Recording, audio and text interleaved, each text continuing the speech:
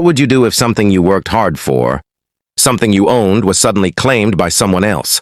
Not because of rules, not because of money, but because of arrogance. This is the story of Devon Harrington, a man whose simple dream of powering his electric car turned into a neighborhood war.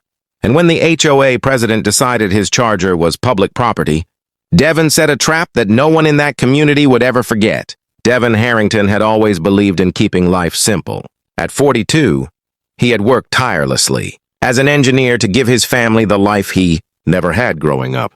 He, his wife Monica, and their teenage son, Jordan, had just moved into what they thought would be their dream neighborhood, Maplewood, estates in Atlanta, Georgia. Wide streets, trimmed lawns, children playing outside. It all seemed perfect. But perfect neighborhoods often hide imperfect people. And for Devon, that imperfection had a name: Patricia Rowden. Patricia was the HOA president, a woman in her mid-50s with a sharp haircut, sharper tongue, and a sense of authority that went far beyond her actual power. Everyone in Maplewood knew her.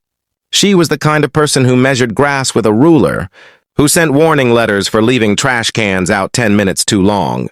Behind her back, people called her the neighborhood Karen. But in public, no one dared stand against her, until Devon moved in. When Devon bought his new electric car, he felt proud. It wasn't just about technology, it was about progress, about doing something good for the environment. Installing a personal EV charger in his driveway felt like the natural next step. To him, it was nothing more than a household upgrade. But Patricia saw it differently. When she spotted the sleek silver charger gleaming in Devon's driveway, her eyes narrowed. To her, it wasn't Devon's property. It was something she could control. A few days later, Devon found a folded letter shoved under his door. He read it aloud to Monica. Per HOA policy, any external electrical installation must be accessible to the community. Failure to comply may result in penalties. Monica frowned. Accessible to the community? What does that even mean? Devon shook his head. It means Patricia wants to use it, and she's twisting the rules to get her way. That night, Devon charged his car as usual. But the next morning, something didn't feel right. The battery wasn't fully charged. Confused, he checked the charger's data log. His eyebrows raised. There were usage spikes at odd hours, times when his car hadn't even been connected. Someone's been stealing power, he muttered. He didn't want to accuse anyone without proof, so he set up a small camera facing the driveway. And the truth revealed itself faster than he imagined. At 1:30 a.m., Patricia walked right up to his driveway with her hybrid SUV, plugged into Devon's charger, and stood there sipping coffee as if it were the most natural thing in the world. Devon felt his blood boil. She wasn't just abusing his property, as she was mocking him. The next HOA meeting was crowded, tense, and suffocating. Devon stood up and confronted her in front of everyone. This charger belongs to me. You can't just use it without permission. Patricia didn't even flinch.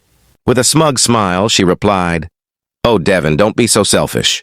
The HOA rules clearly state that community resources should benefit everyone. Your charger is on display, which makes it public property. The room erupted into whispers. Some neighbors shifted uncomfortably in their seats. Others avoided eye contact. Devon clenched his jaw. It's not a bench. It's not a playground. It's connected to my house, to my electricity bill. Patricia tilted her head. Then maybe you shouldn't have installed it where everyone can see it. Consider it a donation. That night, Devon sat on the porch, his fists clenched. Monica put a hand on his shoulder. Don't let her push you around, Dev, she said softly. You've worked too hard to let someone like her take advantage. He nodded, but inside something else was burning. This wasn't just about a charger anymore. It was about respect. So Devon decided to fight back, not with words, but with proof. He modified the charger, adding a hidden sensor that could detect unauthorized use. If his car wasn't plugged in, the charger would instantly cut power and trigger an alarm. He also installed motion detection cameras feeding directly to his phone. Days passed. Patricia avoided him, acting as if nothing had happened. But Devon knew her arrogance too well. She couldn't resist. And he was right. On a quiet Thursday night, Patricia crept across the lawn again, her SUV cable in hand. She looked around, smirking at the silent street, and plugged in. The moment the plug clicked, the trap was sprung. The alarm screamed through the night. Floodlights exploded to life, turning Devon's driveway into a stage. A booming automated voice echoed into the still air.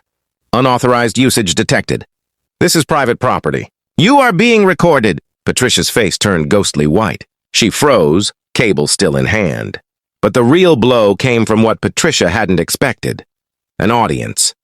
Devon had invited half a dozen neighbors for a late barbecue that evening. They sat in the backyard, beers in hand, when the alarm went off. Everyone rushed to the front just in time to see Patricia caught red-handed.